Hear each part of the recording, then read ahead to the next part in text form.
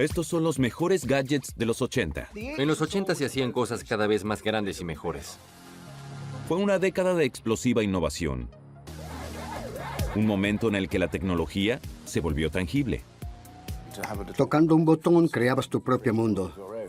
En los 80, solo importaba ser visto con los últimos gadgets.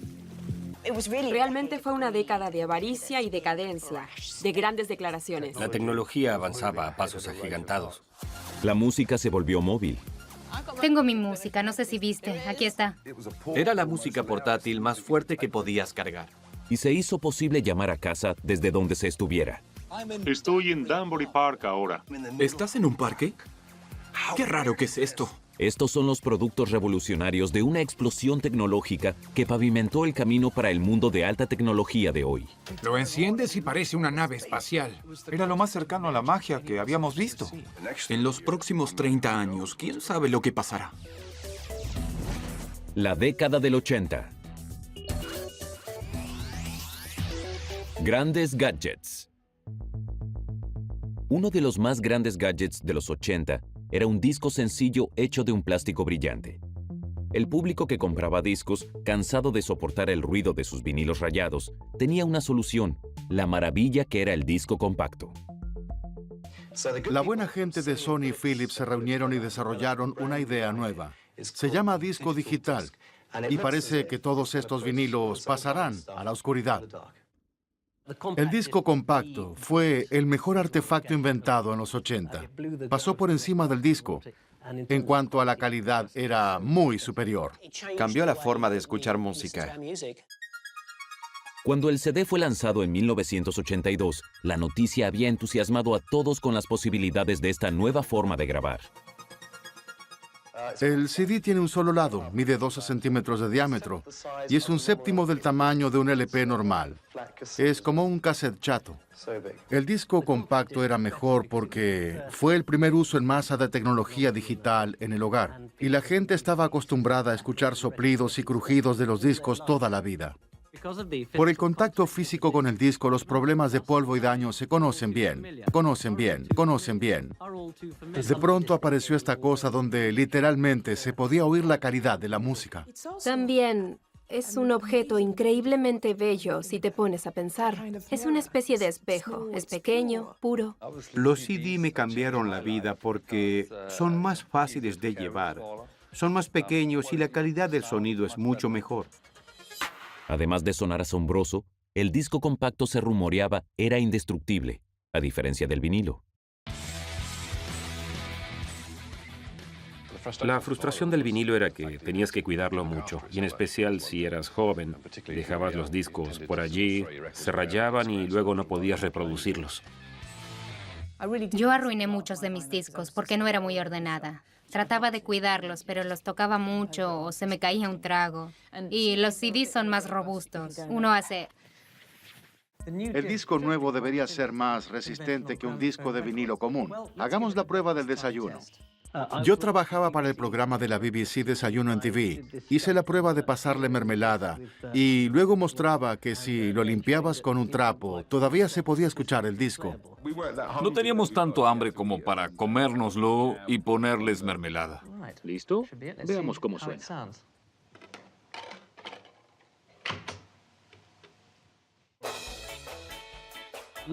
No le recomiendo a la gente que le haga eso a sus queridos CDs, pero en esa ocasión, hace 30 años, se pudo escuchar.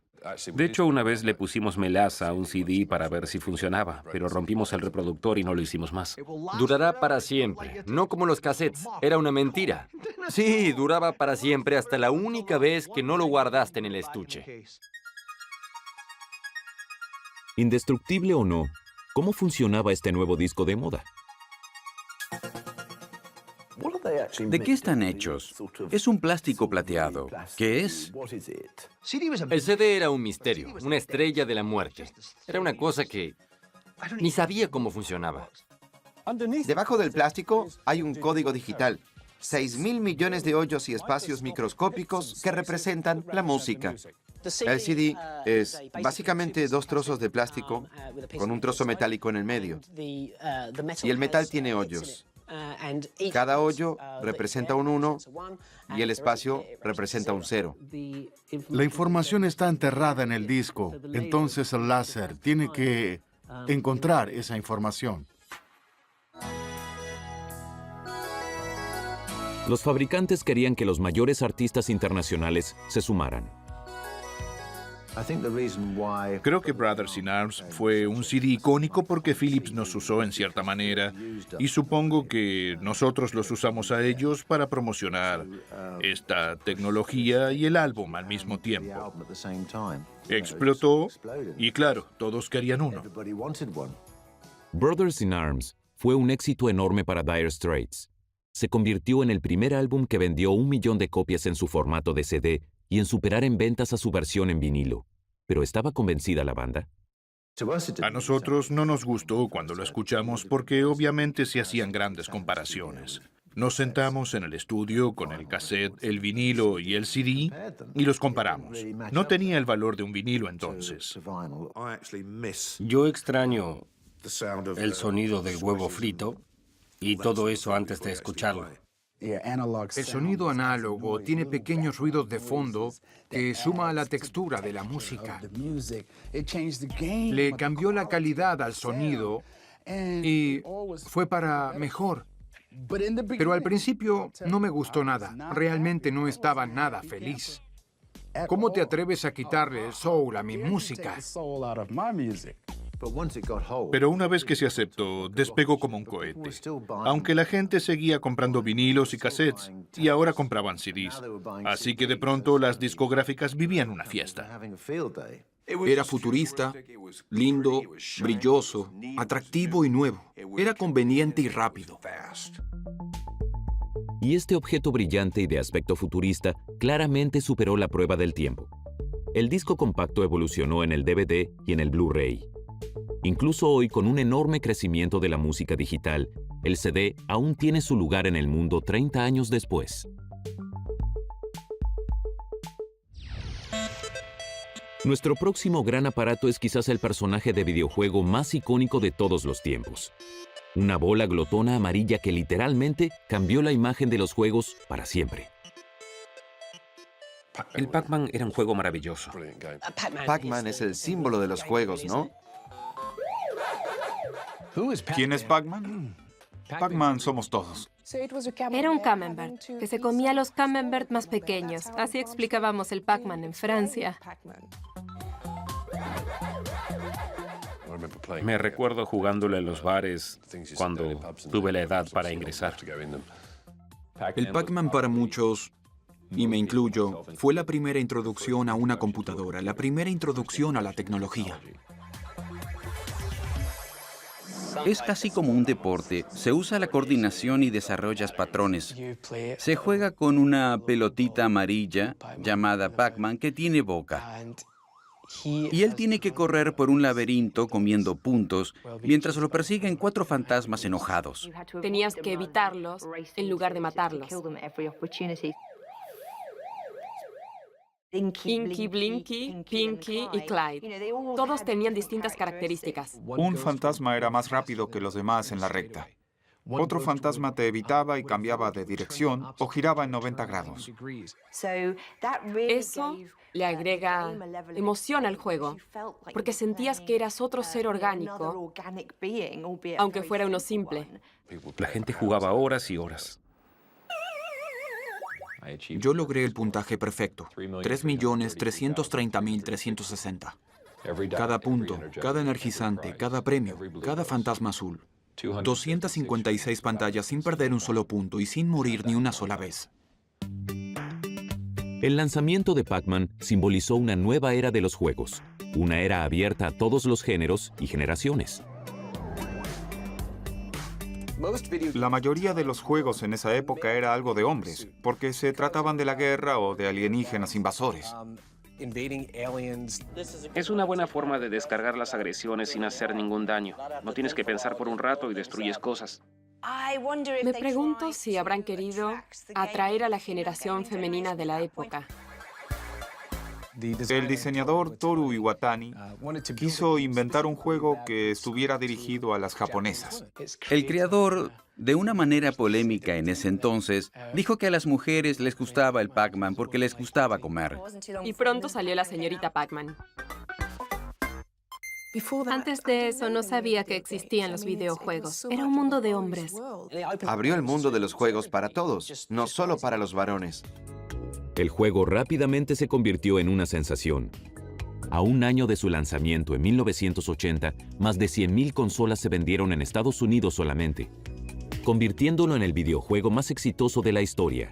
¿Quién hubiera pensado que esta bola pequeña, amarilla, que come pastillas, tuviera un efecto tan dramático en nuestro entretenimiento? Pero el éxito de Pac-Man, que atraía tanto a hombres como mujeres, probó que los juegos electrónicos tendrían un futuro muy seguro y próspero.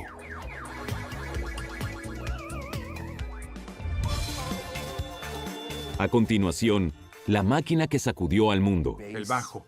El gran sonido del bajo. Era la música portátil más fuerte que podías cargar. Y la empresa que le puso la P a la C.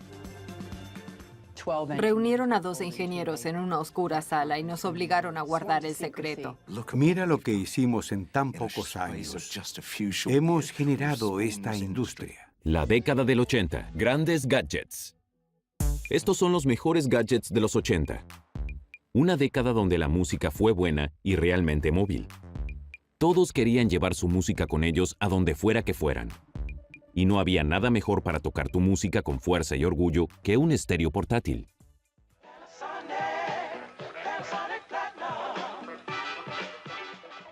Tengo mi música, no sé si viste. Está aquí y es muy grande. El tamaño siempre importa en todo. La caja de música. Radiocassette del gueto. Maletín urbano. Sistemas de sonido portátil. Más grande el radiocassette, más fuerte el sonido.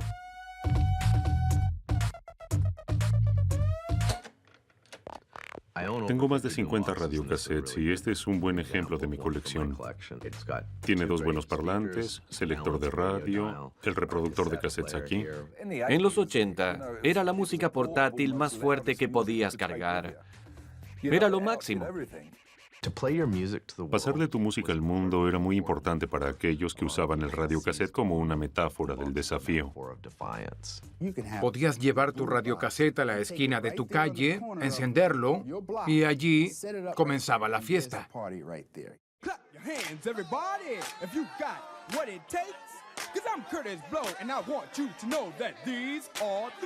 El estéreo portátil fue inicialmente presentado en los 70. El radiocassette fue creado cuando la juventud japonesa empezó a mudarse del campo hacia las grandes ciudades. Y como el ambiente era comprimido en las grandes ciudades como Tokio, los chicos no podían cargar un equipo de sonido tan grande, pero fue en las áreas urbanas estadounidenses, especialmente en Nueva York, donde se hizo más popular. En los 80, el estéreo portátil explotó. Cuanto más grandes y ruidosos se volvían, más eran aceptados por la cultura joven, jugando un rol integral en la era del breakdancing y el hip hop, al proveer un canal para transmitir su música.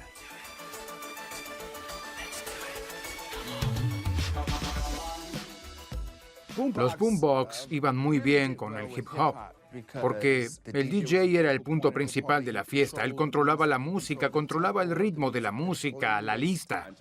Queríamos tocar nuestra música con el volumen que quisiéramos porque no la escuchábamos por la radio, entonces lo aprovechábamos. Lo que importaba era el bajo.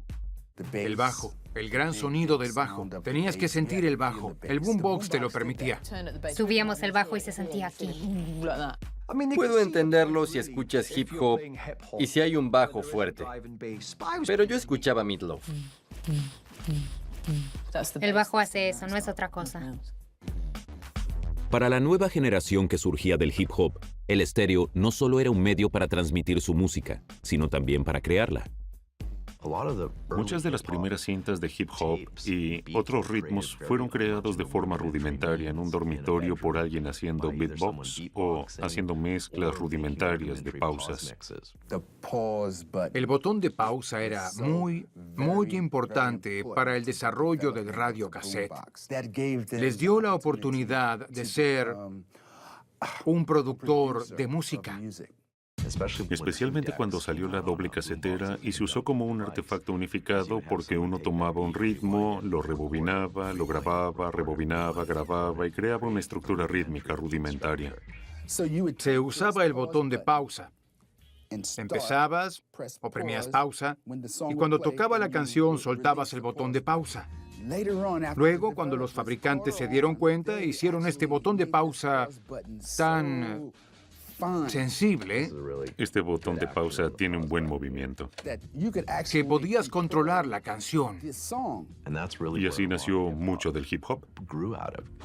A medida que esta cultura alternativa se extendía más hacia la corriente dominante, los estéreos portátiles se volvieron más grandes, más ruidosos, más brillantes y con más golpes de bajo con luces brillantes y ecualizadores agregados. Al principio tenían dos parlantes, después agregaron los woofer y woofers 3D. Un woofer central, dos parlantes y tweeters de cada lado. Tenía que tener barras lumínicas que muestren el nivel del volumen y luego le agregaron el ecualizador gráfico. No le agregó nada a la calidad del sonido, pero se veía bien. Tienes un radiocassette, lo enciendes y parece una nave espacial. Dos orejas de conejo, que agrega la simetría. Tenemos mucho para elegir. El ecualizador binaural es algo que se inventó en una fábrica. El radiocassette tenía un problema. Era pesado. Hoy el pesado estéreo portátil se ha convertido en un querido gadget retro, pero la idea de llevar tu música a la calle permaneció. Creo que el legado del radiocassette es tocar tu celular en el autobús y ver a las chicas moviéndose. Eso me parece muy importante. Mientras el mundo se sacudía con el sonido del estéreo portátil en la calle, nuestro próximo gran gadget de los 80 revolucionaba la tecnología dentro del hogar con el surgimiento de la computadora personal. Al menos uno de cada 20 hogares tiene algo así. Nadie sabía con total seguridad lo que hacían. Todos sentían que querían tener una computadora hogareña. Era lo más cercano a la magia que jamás habíamos visto. Pero ¿cómo comenzó todo?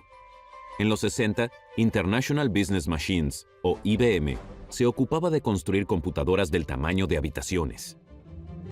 Eran gigantescas.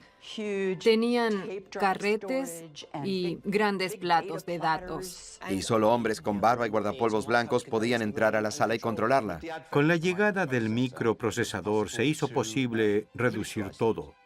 El tamaño miniatura tuvo un papel importante en los artefactos de la década del 80. No hay duda de que el microprocesador hizo posible la computadora personal. Otros fabricantes como Apple habían creado máquinas de escritorio en los 70, así que para competir, la fábrica de computadoras para negocios IBM debía actuar rápido.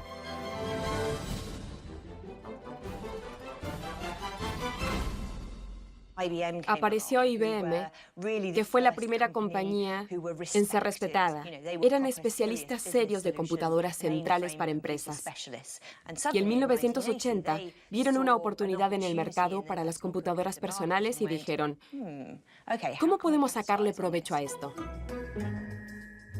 IBM se fijó en las computadoras personales y reunió un equipo en Boca Ratón, en Florida. Reunieron a 12 ingenieros en una oscura sala y nos obligaron a guardar el secreto. Y nos dieron el trabajo.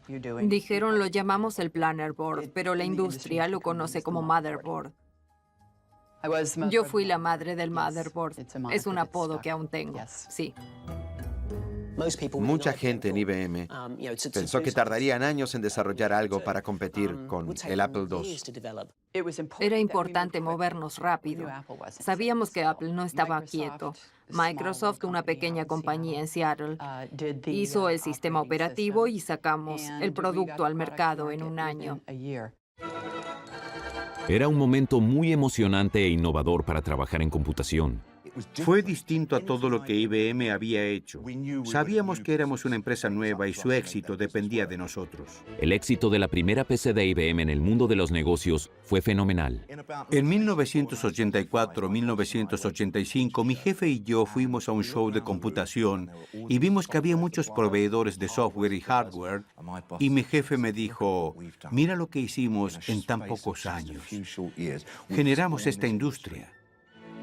IBM estableció un enfoque de arquitectura abierta que le permitía a otros fabricantes fabricar máquinas compatibles con IBM. La PC estaba en camino a convertirse en el estándar del mercado de la computación. Muchos fabricantes de todo el mundo traían máquinas costeables para el mercado doméstico, que iban desde la MSX en Japón a la Commodore 64 en Estados Unidos y a la Sinclair ZX Spectrum en Gran Bretaña.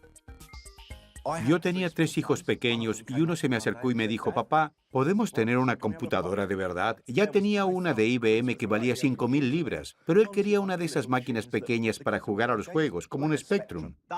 Por eso Sir Clive Sinclair tuvo la mejor idea en la historia de la computación. Fue el Steve Jobs de su era. Dijo, voy a quitar todo lo que no necesitan. Dejaré una tabla gomosa que puedan tocar y voy a ponerle juegos. Y eso se apoderó del mundo. Pero cuando los ansiosos jovencitos de los 80 llevaban sus nuevas computadoras a casa, ¿tenían idea de qué hacer con ellas? Recuerdo que un año recibí una Commodore para Navidad y solo queríamos descubrir qué podía hacer esa cosa para nosotros. La caja estaba adornada con fotos lindas. Se podía jugar a los juegos, tenía ciertas aplicaciones, pero era un misterio. Recuerdo que la BBC Micro fue la primera computadora con la que jugué. Recuerdo que pensé que era como brujería. Tenía tantas posibilidades. ¿Qué más podíamos hacer con ella? Línea 10 escribe, Dominic es genial, comillas. 20, ir a 10. Corre. Eso era todo. Y en toda la pantalla se escribía Dominic es genial. Yo hice eso. Hice que la máquina hiciera eso. No hay nadie entre los 30 y los 50 años que no sepa esa programación básica.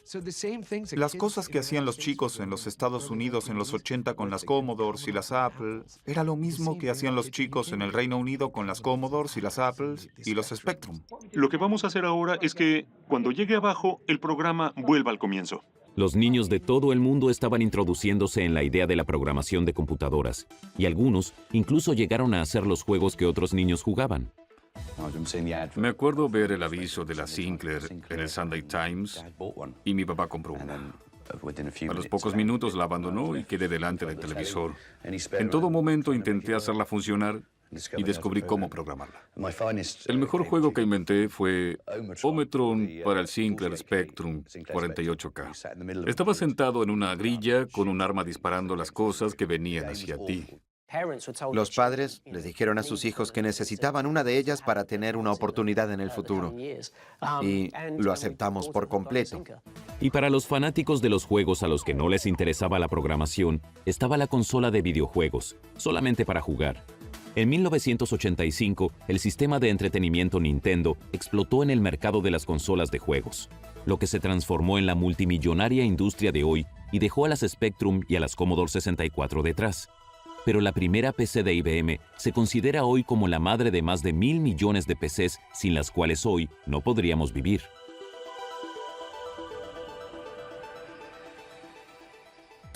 A continuación, la música se hace personal. Caminabas por la calle y estabas en tu propia banda de sonido. Era un gadget que todos tenían. Las calculadoras se hacen más pequeñas. Recuerdo que los botones eran muy pequeños. No creo que hoy pueda usar un reloj calculadora sin mis anteojos. Y la televisión se vuelve grabable. No teníamos que estar a las 7 para ver nuestro programa preferido. Vas al pasado, a lo que se veía antes en televisión. La década del 80. Grandes gadgets. Los mejores gadgets de los 80 revolucionaron nuestras vidas tan dramáticamente que hoy en día es difícil imaginar un mundo sin el estéreo personal. No me imagino caminando por la calle sin tener algún ruido en el oído. Si tengo que elegir un artefacto que represente a los 80, sería el Sony Walkman. Podías controlar la canción. Dios mío. Todos tenían que tener un Walkman. A fines de los 70, la mayoría de la gente solo podía escuchar su selección de música en casa o en cassettes en un auto. Nunca había habido nada igual. La idea de sacar la música fuera del hogar y escucharla en privado en un lugar público fue totalmente nuevo. La portabilidad de los cassettes había impulsado una nueva manera de escuchar música a donde quiera que uno fuera.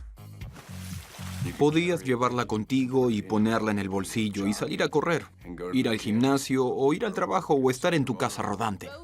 Patinar. Eso había que hacer con el Walkman. Había que estar siempre patinando. Usabas shorts y medias a la rodilla haciendo trucos patinando con los Walkman puestos. Ojalá pudiera seguir así. Yo también tenía un Walkman. Me lo ponía y escuchaba rock o lo que fuera para despejarme del partido, para relajarme. Era un gadget que todo el mundo tenía. Por primera vez, realmente era posible ponerle una banda sonora a tu vida.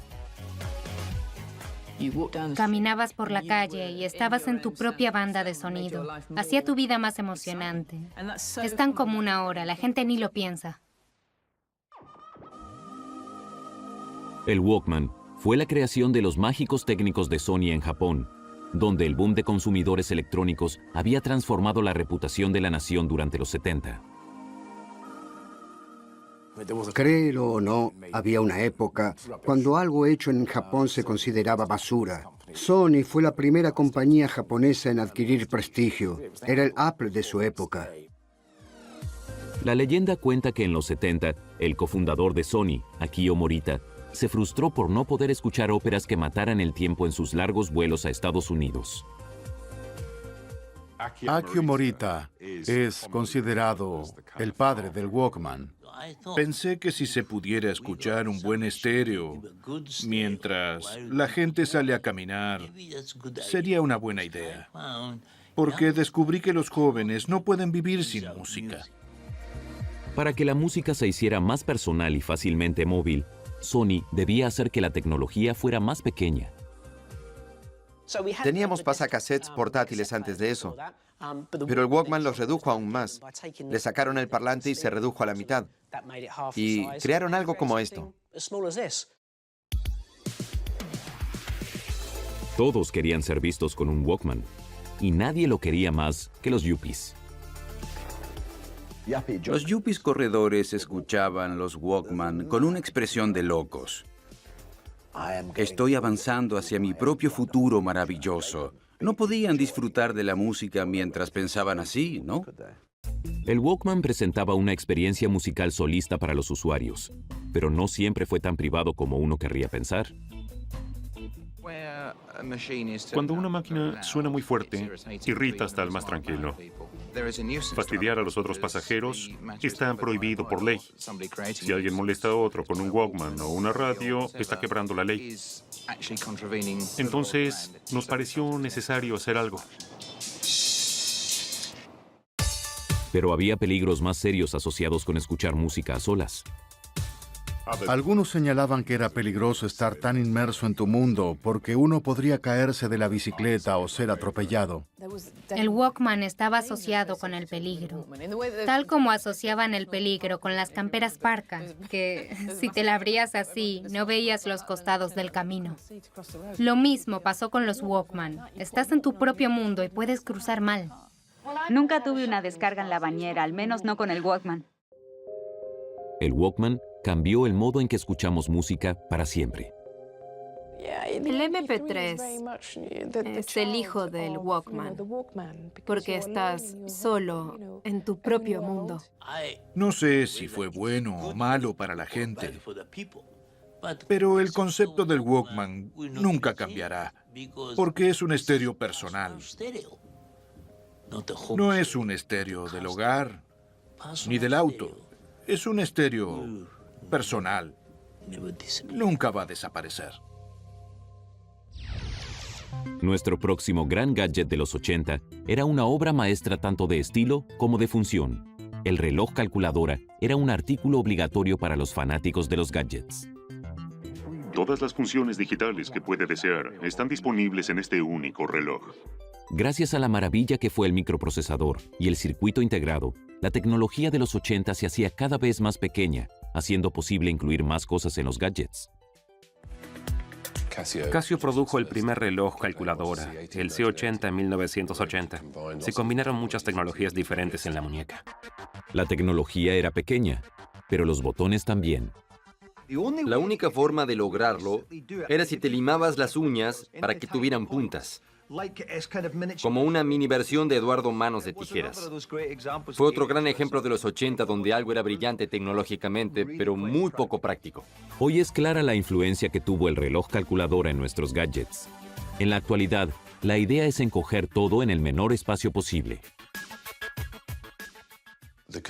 La unión de tecnologías, muchas cosas, en un pequeño producto, continúa aún hoy. Tan revolucionario que va más allá del tiempo.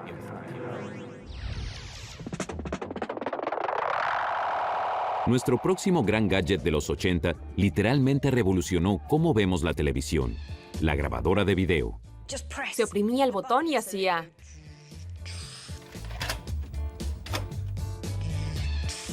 No se trata de ver televisión, sino de viajar en el tiempo. Porque regresas en el tiempo para ver lo que dieron en televisión. Transformó el concepto de la televisión. Por primera vez, era posible poder grabar un canal mientras veías otro. Ya no éramos esclavos de la televisión. No teníamos que estar a las 7 para ver nuestro programa preferido. Si daban una película de James Bond o lo que fuere, podías salir y verla después. Fue muy revolucionario. El primer formato de cassette fue el Betamax, lanzado por Sony en los 70. Pero cuando JVC lanzó su cinta de VHS y máquinas más costeables, comenzó la batalla de cuál formato iba a dominar. Con las nuevas tecnologías, muchas veces había batallas entre los distintos tipos y distintos formatos.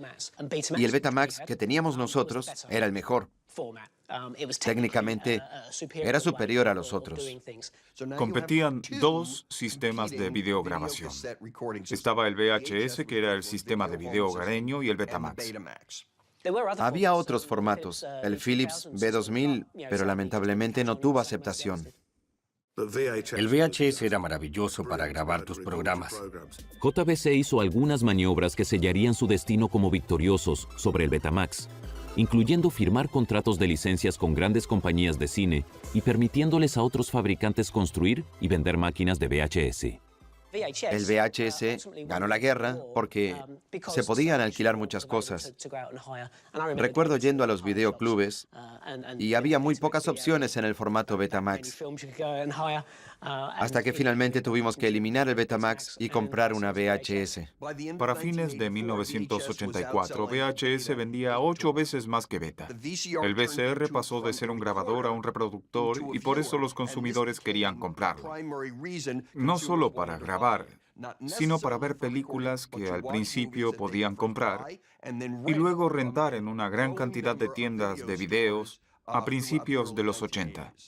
No tenías que ir más al cine, que fue genial porque no tenías que sentarte junto a personas que no te gustaban, el ruido y todas esas cosas. A finales de los 80, el número de personas con una VCR en sus casas había crecido dramáticamente. La tasa de dueños pasó del 1 al 68% en los 80. Pero muchos dueños nunca comprendieron la función de programación de grabación que tenía la mayoría de las máquinas. No se sabía cómo programarlos. ¿Cómo se pone la hora en un video reproductor? Nadie sabía bien. Tenías que ser un científico para hacerlo. Era difícil de programar. Era la primera vez que había que tocar muchos botones. Y eso provocaba un problema. Nunca se grababa lo que querías ver a la hora indicada. Pero la VCR, sin dudas, le abrió el camino a la grabación hogareña. Puedes tomar todo lo que pasó en un mes y reducirlo a un chip en un disco duro. Es el máximo control. Cuando le digo algo a mis hijos, todavía hoy les digo, vamos a grabarlo en video. Y ellos no entienden. A continuación, un mundo de emocionantes y nuevos sonidos. Los sonidos del sintetizador eran como inventar un color nuevo que nunca se había visto. Era como una droga positiva que te afectaba la mente. Y el teléfono se hace móvil. Esto era lo máximo en tecnología en ese momento. Tengo un nuevo celular, llámame cuando quieras. La década del 80. Grandes gadgets. Estos son los gadgets más innovadores de los 80. Nuestro próximo gadget no solo transformó el mundo de la tecnología, sino que también ayudó a crear un nuevo género musical. El sintetizador tomó la música y la convirtió en bang. El término sintetizador no significa sintético, sino que es la combinación de los distintos elementos del sonido para crear un sonido nuevo. Este es un sintetizador clásico, un sonido de ciencia ficción. Los instrumentos musicales han ido mejorando desde que el cavernícola inventó el primer tambor o flauta. Con tanta electrónica e ingeniería técnica, el próximo gran paso era este. Así suena más metálico. En 1963, Robert Moog creó el primer sintetizador compacto. O no tan compacto.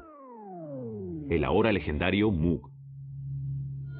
Produce sonidos en minutos que los expertos radiofónicos con sus equipos complicados normalmente tardarían días en hacer luego de múltiples grabaciones.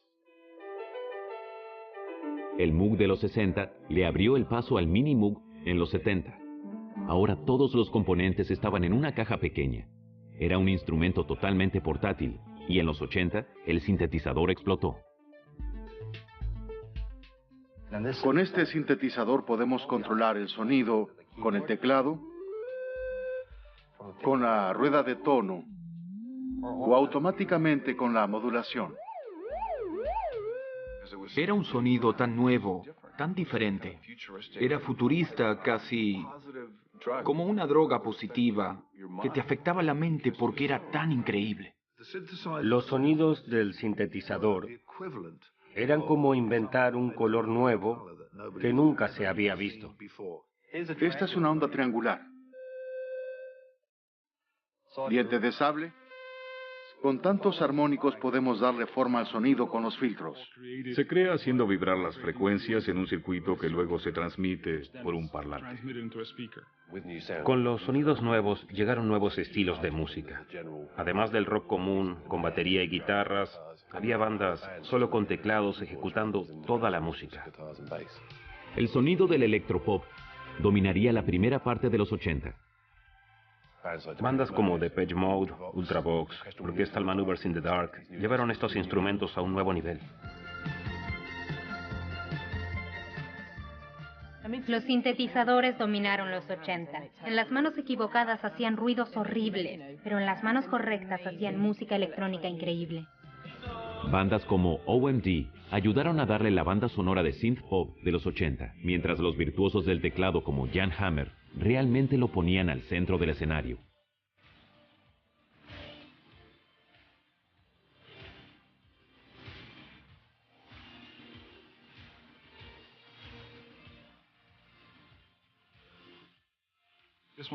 Este fue hecho especialmente para mi mano por cómo uso los controladores. Unos controladores originariamente eran del Mini Moog. Este controla el tono, este el vibrato y este es otro controlador de tono. Todos fueron hechos exactamente para el tamaño de mi mano. Eso no se puede producir en masa.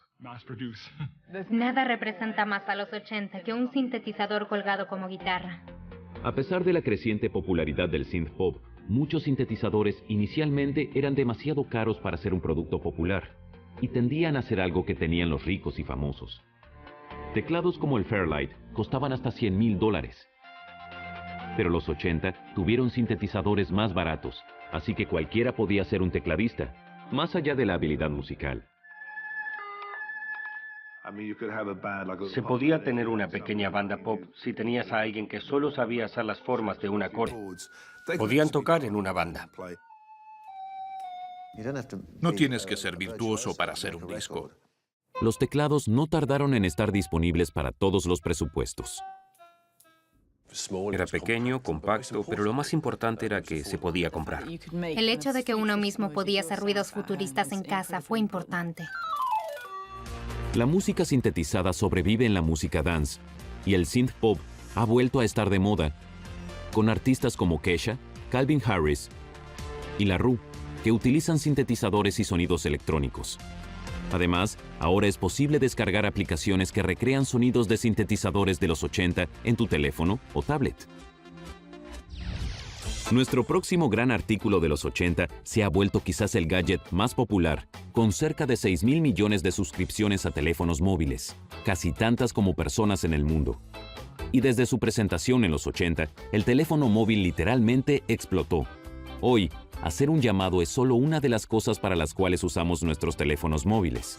Podemos organizarnos, grabar, fotografiar y darle la banda sonora a nuestras vidas. Pero cuando se presentó por primera vez el teléfono móvil, solo podías hacer una cosa. Hola, hola, Joe, ¿dónde estás? En el centro de Londres, ahora cerca de Hyde Park. Hola, hola. Lo siento, se corta. Espera un segundo. Solo quería saber cómo estabas. Llegaré tarde. Todo está bien. Me alegra mucho. Sí, está bien, sí. Estoy en Danbury Park ahora. ¿En el medio del parque? ¡Qué raro que es esto! Antes de tener teléfonos completamente móviles, teníamos teléfonos de automóvil y teléfonos que operaban con baterías gigantes. Yo fui uno que tuvo uno de los primeros celulares. Había que llevar la batería en un maletín y había que subir una antena así y parecías un comandante de pelotón en Vietnam. El teléfono móvil portátil fue originalmente inventado por un equipo de Motorola en 1973, pero tardaría 10 años más en lanzar el primer servicio comercial. Teníamos que crear una visión del futuro. ¿Y te imaginas? Era un teléfono que pudieras cargar todo el tiempo. Los primeros usuarios se ejercitaban cada vez que usaban el teléfono. Podrán haber sido portátiles, pero no entraban fácilmente en el bolsillo de nadie. Oh, Dios mío. Este es el Dynatac 8000. Es el primer teléfono celular que se vendió. No se nota, pero es bastante pesado. Como este teléfono portable único, hecho por Motorola, que pesa solo 850 gramos. Estoy ocupado, me estoy ejercitando. Antes éramos todos fuertes porque estábamos en el gimnasio haciendo esto. El ladrillo era absurdo, no podías ponerlo en el bolsillo. Por eso le pusieron ladrillo. Es pesado.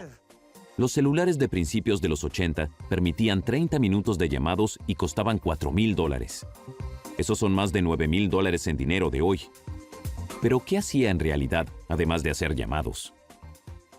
¿Envía mensajes? ¿Reproduce videos? No tenían memoria. Tenías que marcar el número cada vez y oprimir send. Solo se podían hacer llamadas, nada más, y recibir llamadas. Hoy en día eso es estúpido. Eso puede parecer ahora, pero entonces la tecnología detrás del teléfono móvil era innovadora. Era un celular y no sabíamos lo que era una célula.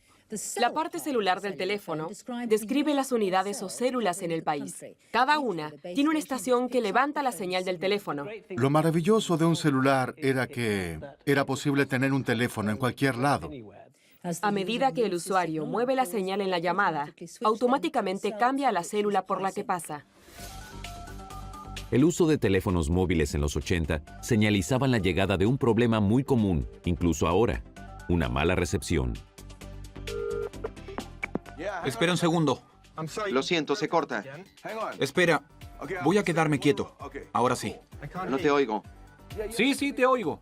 ¿Hola? No, se cortó. Tengo un nuevo celular, llámame cuando quieras. Claro, en los trenes se cortaba mucho y sigue igual. A principios de los 80, solo unos pocos elegidos podían costear un artículo como este. Los únicos que los tenían eran los presidentes y los niños ricos. Oye, nos vemos en Zurich. Si tenías uno, eras un yuppie o un corredor u otro estereotipo desagradable. Oye, soy un hombre de ciudad. Cierra las operaciones. Y si tenías el teléfono móvil en el tren, la gente te escuchaba. Echaban humo.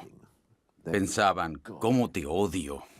Si caminabas por la calle con uno de estos, la gente pensaba, yo quiero uno de esos. Sintetizadores, calculadoras, videojuegos, estéreos personales, computadoras. Todos estos revolucionarios gadgets explotaron en los 80. Y con la tecnología avanzada de hoy, todo fue comprimido en una unidad única y portátil. Ahora el futuro realmente está en nuestras manos. En los próximos 30 años, ¿quién sabe lo que pasará?